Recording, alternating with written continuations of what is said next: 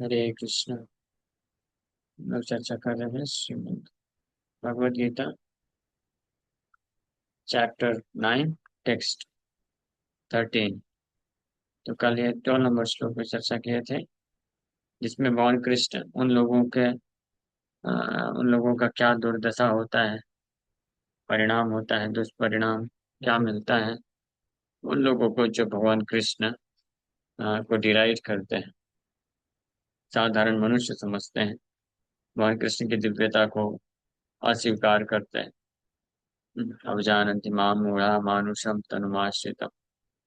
ऐसे लोगों का क्या होता है, भगवान बोल रहे हैं। मोघ आशा मोघ कर्माणो, उनके सारी आशाओं में पानी फिर जाता है, उनके सारे कार्य व्यर्थ हो जाते हैं। मोघ ज्ञान विचेतसा, और वो कितना भी आध्यात्मिक वैदिक ज्ञान भी प्राप्त क्यों न कर लें, उसके फलस्वरूप वो मोक्ष को भी प्राप्त नहीं कर सकते हैं। इसके उल्टा राक्षसी माश्रुरीम चैव प्रकृतिम मोहिनीम चिता, राक्षसी और आसुरी प्रवृत्ति प्रकृति से मोहित होकर वो फाइनली नरक की योनियों को प्राप्त करते हैं। लेकिन इसके विपरीत जो महात्मा होते हैं, उनके लक्षण भी श्लोक में बता रहे भगवान। महात्मानस्तु माम पार्था दैवीं प्रकृतिमाश्रिता, भजन्त्यनन्य मनसो ज्ञात्वा भूतादिम अव्ययम्। तू मतलब बट, महात्मानस्तु माम Partha, O son of Pritha, those who are not deluded, the great souls, are under the protection of the divine nature. They are fully engaged in devotional service because they know me as the Supreme Personality of Godhead, original and inexhaustible. हे पिता के पुत्र पार्थ, जो लोग भ्रमित नहीं होते हैं इस प्रकार से पिछले श्लोक में जैसे, हाँ, मोहिनीम सीता, प्रकृति मोहिनीम सीता, मोहिनी मतलब भ्रमित, जो भ्रमित हो जाते हैं वो ऐसे मूढ़ा लोग, सच rascals, they think Krishna has assumed a human form or body, ऐसे मानुषम तनुमाश्रितम सोचते हैं। लेकिन इसके विपरीत जो भ्रमित नहीं होते, मोहित नहीं होते हैं, those who are not deluded, the great souls, they are great souls, वो महात्मा कहलाते हैं। हाँ, महात्मा केवल रबर स्टैंप लगाने से महात्मा नहीं होता है। ये भौतिक संसार में कुछ समाज, कोई समाज के लोग, या किसी देश के लोग, या किसी पूरी पृथ्वी में या पूरे भौतिक ब्रह्मांड में ही क्यों नहीं, कोई किसी को महात्मा का रबर स्टैंप लगा दिया तो महात्मा हो गया। After death the result will be something different. महात्मा और दुरात्मा का डेफिनेशन इन दो श्लोकों में भगवान कृष्ण बता रहे हैं। महात्मा को उल्टा दुरात्मा, दुरात्मा और द बैड सोल कौन होता है? जो भगवान कृष्ण को साधारण मनुष्य समझता है, जो कृष्ण की सुप्रीमेसी को डिराइड करता है। अब जानन्ति मां मूढ़ा मानुषिम तनुमाश्रिता, वो दुरात्मा है, भले पूरा जगत उसको महात्मा क्यों ना बोले।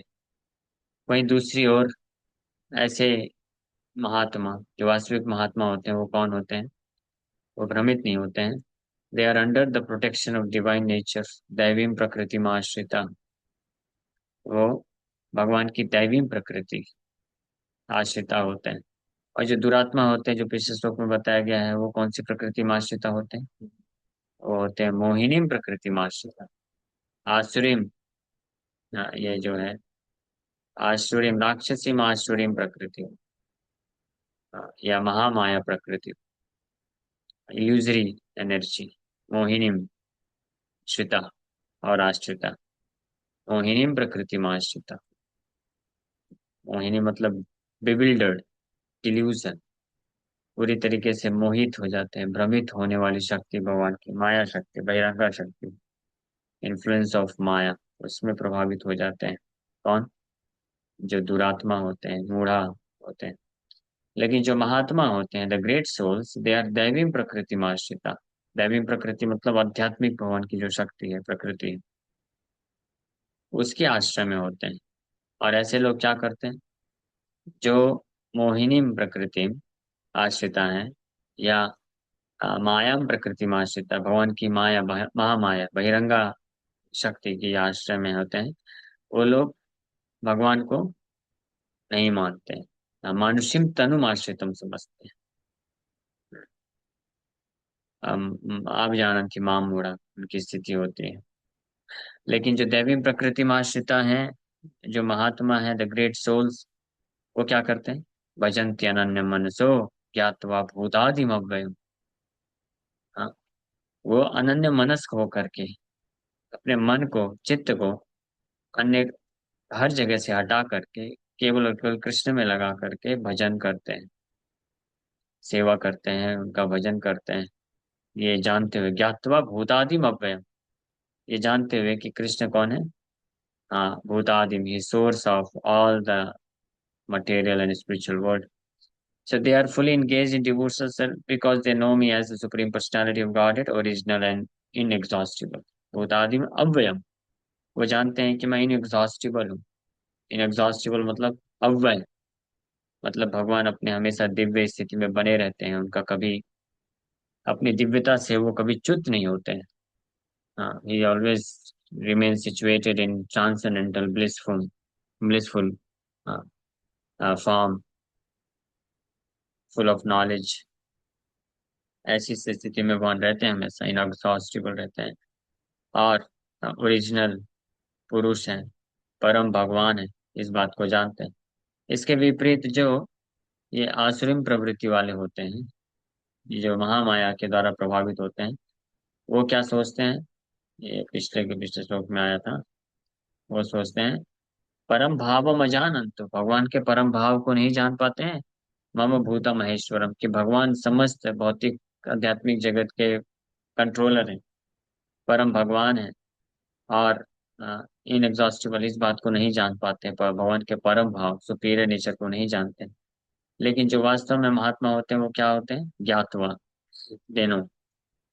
जो दुरात्मा होते हैं वो परम भावम अजानंतो, they do not know my superior spiritual nature, भगवान बोल रहे हैं, जो मेरे जो है उत्तम स्थिति को नहीं जानते हैं। लेकिन वहीं दूसरे जो महात्मा होते हैं वो ज्ञातवा, वो जानते हैं, ज्ञातवा भूतादिम अव्ययम। ये महात्मानस, महात्मा का डेफिनेशन इस श्लोक में आया है। ऐसे महात्मा के दो तीन जगह डेफिनेशन आया है। स महात्मा सुदुर्लभा, वासुदेवम सर्वमिति स महात्मा सुदुर्लभा, बहुनाम जन्मनाम अन्ते ज्ञानवान माम प्रपद्यते। वासुदेव सर्वमिति स महात्मा सुदुर्लभा। तो उस श्लोक में भी भगवान महात्मा का डेफिनेशन बताते हैं, वो सेम ही है। जो भगवान कृष्ण को, वासुदेव को जानता है कि वही सब कुछ है, ऐसा महात्मा है, बहुत दुर्लभ है, लेकिन सुदुर्लभ है। और यहाँ पे भगवान वही चीज बता रहे हैं, महात्मा नस्तु माम पार्थ देवी प्रकृति आश्रिता भजन्ते अनन्य मनसो ज्ञात्वा भूतादिम अव्ययम। अनन्य मनस होकर के मेरा भजन करता है। इसका तात्पर्य प्रभुपाद जी लिख रहे हैं, in this verse the description of the mahatma is clearly given. इस श्लोक में महात्मा का लक्षण क्लियर बताया गया है। The first sign of the mahatma is that is already situated in the divine nature. महात्मा का सबसे पहला लक्षण क्या है? कि वो दैवी प्रकृति में आश्रिता होता है, डिवाइन नेचर, दिव्य आध्यात्मिक प्रकृति में आश्रित होता है। Is not under the control of material nature, वो भौतिक प्रकृति के कंट्रोल में नहीं होता है, ये ध्यान देना चाहिए। Is not under the control of material nature. And how is this affected? और ये कैसे प्रभावित होता है? That is explained in the seventh chapter. One who surrenders unto the Supreme Personality of God, Sri Krishna, at once becomes freed from the control of material nature. तो material nature, माया से मुक्त हो जाता है, माया के क्लचेस से, control से मुक्त हो जाता है, तब दैवी प्रकृति में आश्रित होता है। और ये कैसे होता है? One who surrenders to the supreme personality of God Shri Krishna, जो परम भगवान श्री कृष्ण को समर्पण करता है, वो तुरंत भौतिक प्रकृति के कंट्रोल से मुक्त हो जाता है। 7वें अध्याय में श्लोक आता है। किसको याद है, कौन बता सकता है वो श्लोक? हाँ, यही कि भगवान को जो पूर्ण समर्पण कर देता है वो माया से मुक्त हो जाता है। हाँ, दैट इज द क्वालिफिकेशन। दैवी एषा गुणमयी मम माया दुरत्यया मामेव ये प्रपद्यन्ते माया में ताम तरन्ति ते। That is the qualification. मतलब सुन नहीं रहे लगता है। कौन कौन सुन रहे हैं लेक्चर? मैं फालतू एग्जिट करता जा रहा हूँ ऐसा लग रहा है मुझे। सुन रहे हैं, एक ही वक्त सुन रहे हैं बस, एक दो लोग सुन रहे हैं। लेकिन उत्तर कोई नहीं दे रहा इसलिए मैं पूछा। एनीवे, ये एग्जर्ट करना जो है व्यर्थ नहीं जाएगा। अगर कोई भी ना सुने तब भी क्यों, परमात्मा तो सुनेंगे। भगवान तो सुनेंगे कि बेचारा बहुत एग्जर्ट कर करके बोल रहा है। Let me here what he says. हालांकि परमात्मा को सम्मान भगवान, ये फिर भी सुनते हैं भगवान, कोई और सुने ना सुने। That is the hope. So let us proceed with this hope only. So that is the qualification. One can become free from the control of material nature as soon as he surrenders his soul to the Supreme Personality of God. व्यक्ति तुरंत ही माया से मुक्त हो जाता है, हो सकता है, जैसे ही वो परम भगवान को समर्पण कर देता है।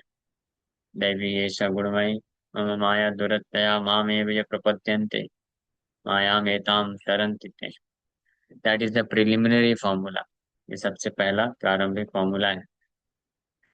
पहले माया से मुक्त होना चाहिए, दैवी प्रकृति आश्रिता होना चाहिए, फिर आगे बात चलेगी।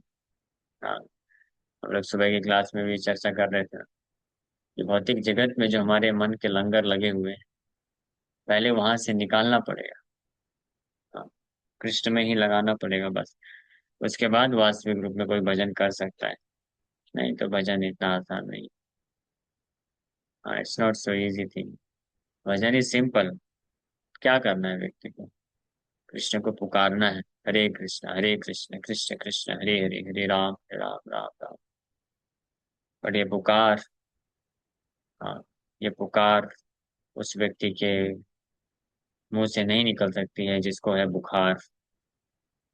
भौतिक संसार का है बुखार, तो नहीं निकलेगी कृष्ण के लिए पुकार।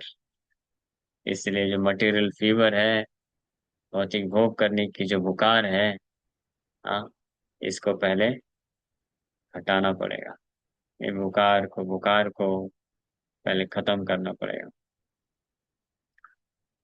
पहले करना पड़ेगा बुखार का ये जो बुखार है, बुखार का करना पड़ेगा निराकार। उसके बाद होगी कृष्ण की पुकार। अदरवाइज सब हो जाएगा प्रयास बेकार।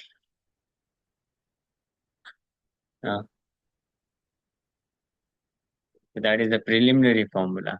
Being marginal potency, as soon as the living entity is freed from the control of material nature, is put under the guidance of the spiritual nature. जैसे ही कोई जीवात्मा भगवान की बहिरंगा शक्ति, माया शक्ति से मुक्त हो जाता है,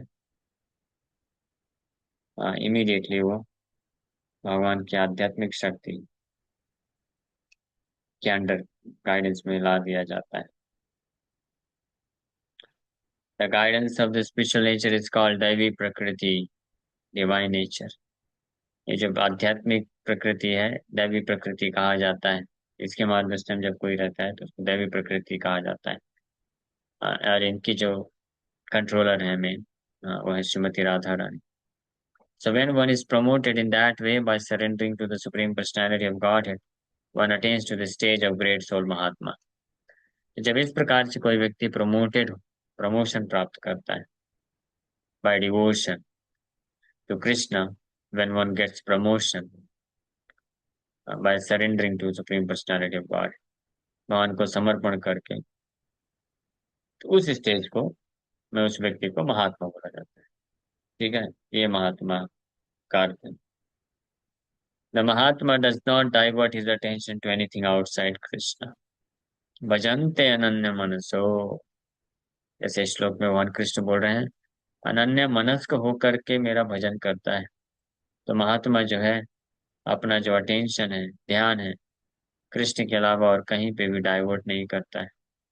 because he knows perfectly well that Krishna is the original supreme person, the cause of all causes.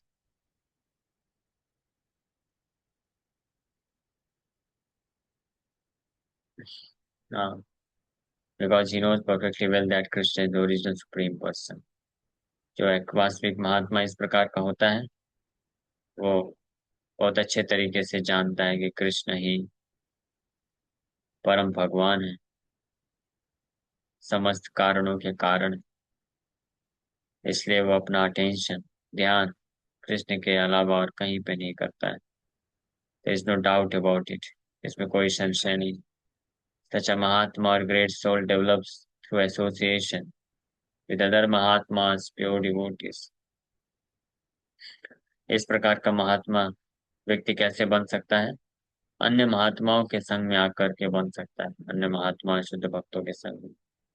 Pure devotees are not even attracted by Krishna's other features, such as the four-armed Mahavishnu. They are simply attracted by the two-armed form of Krishna.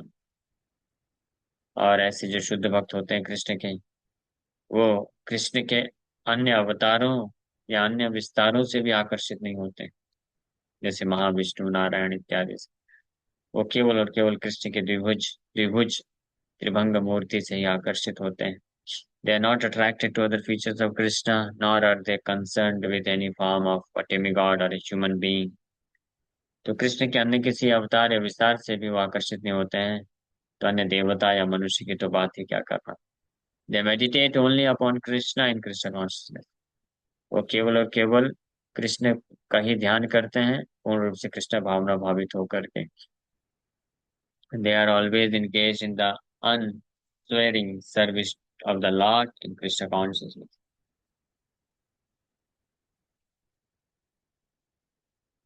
वो केवल भगवान कृष्ण की ही मात्र अ, सेवा में, बिना विचलित हुए सेवा में व्यस्त रहते हैं, पूर्ण रूप से कृष्ण भावना भावित होकर के। ये महात्मा का लक्षण है। महात्मा का डेफिनेशन इस श्लोक में भगवान बताए हैं, और ये भी बताए भजन्ते अनन्य मनसो।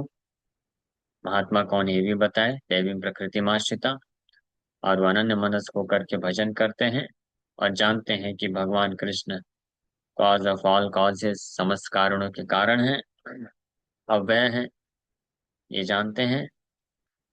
अब अगले श्लोक में भगवान बताएंगे कि ऐसे महात्मा किस प्रकार से मेरा भजन करते हैं। सततम कीर्तयन्तो मां, one of the famous verse of Bhagavad Gita आ गया।